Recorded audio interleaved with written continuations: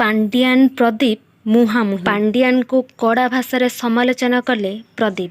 ମୁଖ୍ୟମନ୍ତ୍ରୀ ଓ ଭିକେ ପାଣ୍ଡିଆନଙ୍କୁ କଡ଼ା ଭାଷାରେ ସମାଲୋଚନା କରିଛନ୍ତି ବିଜେପି ନେତା ତଥା ବ୍ରହ୍ମପୁର ଲୋକସଭା ପ୍ରାର୍ଥୀ ପ୍ରଦୀପ ପାଣିଗ୍ରାହୀ।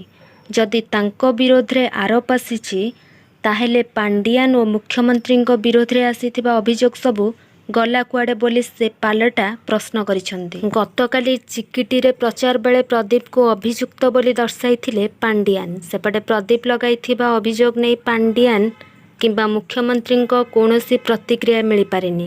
ସେପଟେ ପ୍ରଚାର ମଇଦାନରେ ବିଏସ୍କେୱାଇ କାର୍ଡକୁ ନେଇ ମତ ରଖିଛନ୍ତି ଧର୍ମେନ୍ଦ୍ର। ଓଡ଼ିଶାରେ ବନ୍ଦ ହେବନି ବିଜୁ ସ୍ୱାସ୍ଥ୍ୟ କଲ୍ୟାଣ ଯୋଜନା ତଥା ବିଏସ୍କେୱାଇ କାର୍ଡ। ବରଂ ରାଜ୍ୟରେ ବିଜେପି ସରକାର ଆସିବ ଏବଂ କେନ୍ଦ୍ର ସରକାରଙ୍କ ଆୟୁଷ୍ମାନ ଭାରତ ଯୋଜନାକୁ ବିଏସ୍କେୱାଇ ସହ ଯୋଡ଼ିବ। ଏହାଦ୍ୱାରା ଗରିବ ସାଧାରଣ ଜନତା ଦୁଇଗୁଣ ଫାଇଦା ପାଇବେ।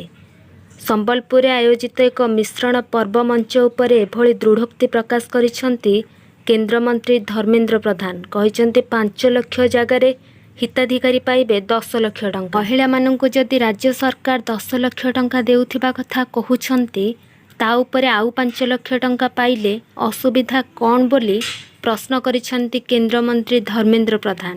ବିଜେପି ସରକାର ଆସିଲେ ମିଶନ ଶକ୍ତି ଓ ବିଏସ୍କେୱାଇ କାର୍ଡ ବନ୍ଦ ହୋଇଯିବ ବୋଲି ବିଜେଡି ନେତା ଭିକେ ପାଣ୍ଡିଆନ ଏକ ଭାଷଣରେ କହିଥିଲେ। କୁ ନେଇ ବିଜେପି ଖଡ୍ଗହସ୍ତ ହେବା ସହ ଏମିତି ଅପପ୍ରଚାରରୁ ନିବୃତ୍ତ ରହିବାକୁ ପାଣ୍ଡିଆନଙ୍କୁ ବିଜେପି ଚେତାବନୀ ଦେଇଛି।